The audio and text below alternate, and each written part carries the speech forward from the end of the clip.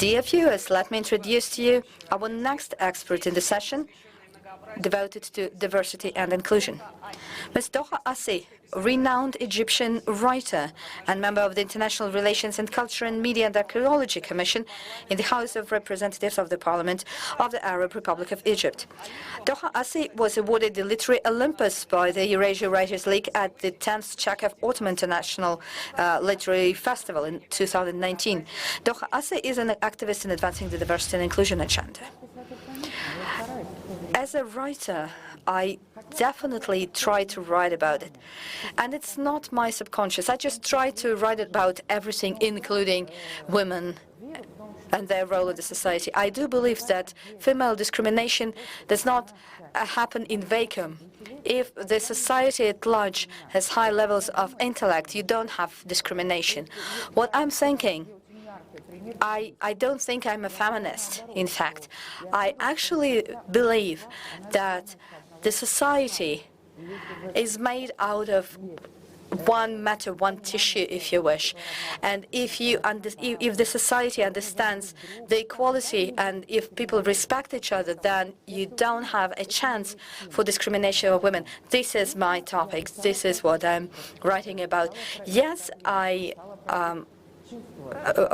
wrote about the feelings and dreams women have and the challenges that they might face, but again, not from the point of view of protecting the women's right, but rather about how to understand each other.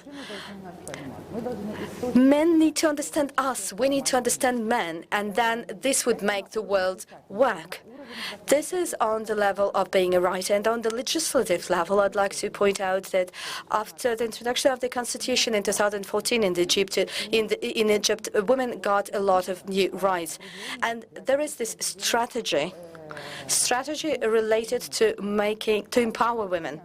And this empowerment strategy is related to political empowerment, economic empowerment, social empowerment, and also protection.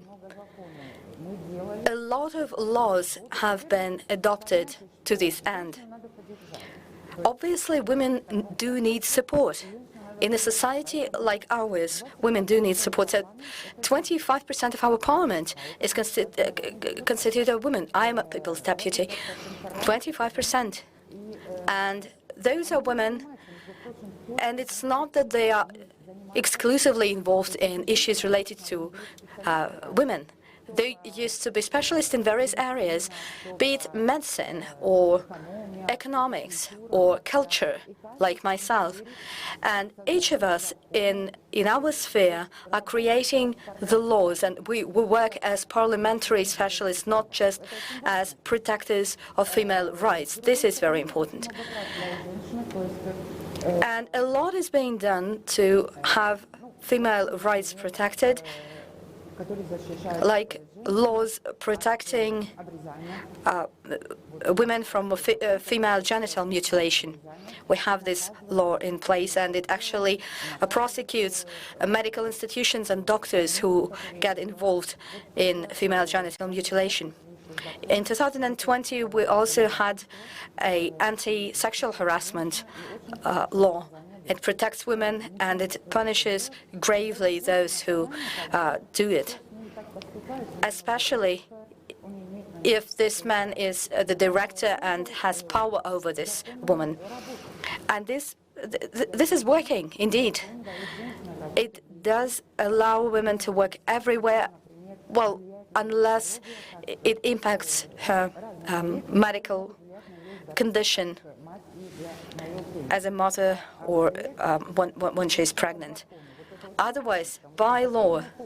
Oh, speaking of that, when we have law, it's one thing. Yes, we give rights by law, but how to implement the law is a whole different issue. This is something that we need to change in terms of mentality. Private business is reluctant to hire women. They don't want women to hire women because they are going to go on maternity leave or to leave because the child is sick. So they're kind of bypassing laws. And we're now thinking about how to introduce punishment for that. Punish those businesses who are trying unofficially to circumvent, to bypass the laws. And actually, we need to improve the work environment for women. You know what? If you have a husband and you have higher education, it's great. But your husband gives you money, right? And if your if your work conditions are not really high, if it's not convenient, why do it? The woman would think, why should I go there? Because I'm not going to earn a lot, and it's much easier to stay home because my husband provides for me. This is something that we dream of changing. We really want to improve working conditions for women so that it would be more convenient for her to go and work, even if she has someone to provide for her. Because a working woman, work for a woman, it's not just about money, it's about experience, it's about everything, lots of things. Recently, post the revolution, we have a lot of educated women being very active, and in our culture, actually, women are traditionally very high. Like Nefertiti times, Cleopatra times, since then, women are valued and respected, and the Egyptian women they have it in them. But at the same time, when we were in the presidential election, we noticed that 44% of women participated in voting. Well, that's sizable. That's a lot. It means these women already understand. They are politically empowered. They understand their rights when it's needed, really.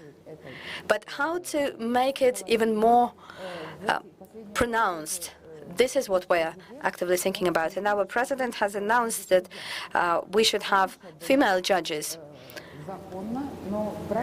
Earlier, we could do it by law, but in practice, we almost didn't see it.